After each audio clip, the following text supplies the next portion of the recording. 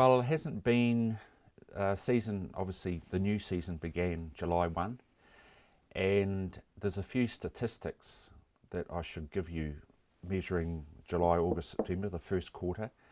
Exports from New Zealand globally were down a third, and exports from New Zealand to China were down 55%. Ooh.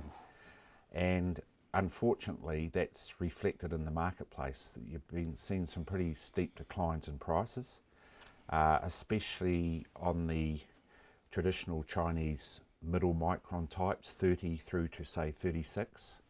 You've seen some very steep declines on price. What's essentially happened is that there's been a fashion change in China. They've gone away, they've actually gone finer, which means that your half-breeds, your merino types, your finer types of wool have been fine. Okay, the market's been satisfactory.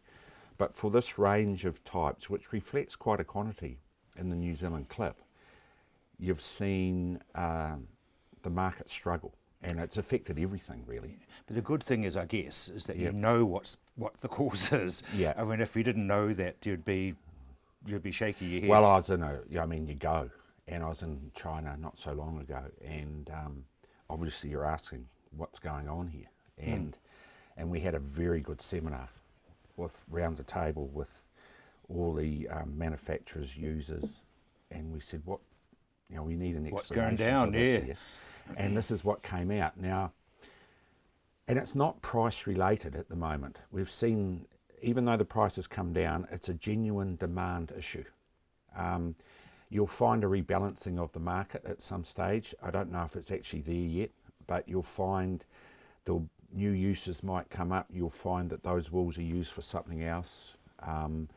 There'll be a fashion change again, if you like, but we're going to have to wait for that. And so we've got the bulk of the season's wools hitting the market within, starting next month really.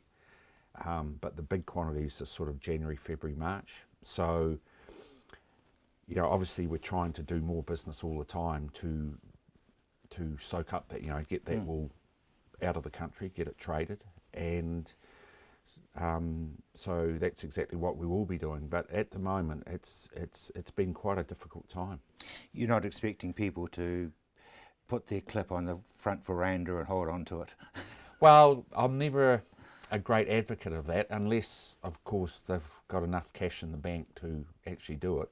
I've always been a person that is an averaging man.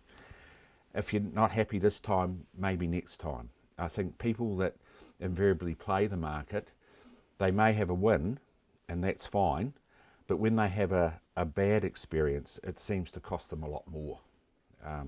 So just average it out over a few years. Yeah, definitely. So, in summary, the first 3 months, very challenging. The market hasn't been good. In the period now, October through to December, we have noticed a little bit more business in the last week or so, but there needs to be more. So hopefully, eventually there is more, which will help the market stabilise and in time actually get the prices trending in the right direction. What's the quality been like? Quality, okay, but we're expecting more poor coloured types, more tender, especially in the North Island where they've had a lot of rain, and that will come through into the clip probably post-Christmas into the new year. But South Island's been quite good to date. And quantity? Quantity, I would say on a par with last season.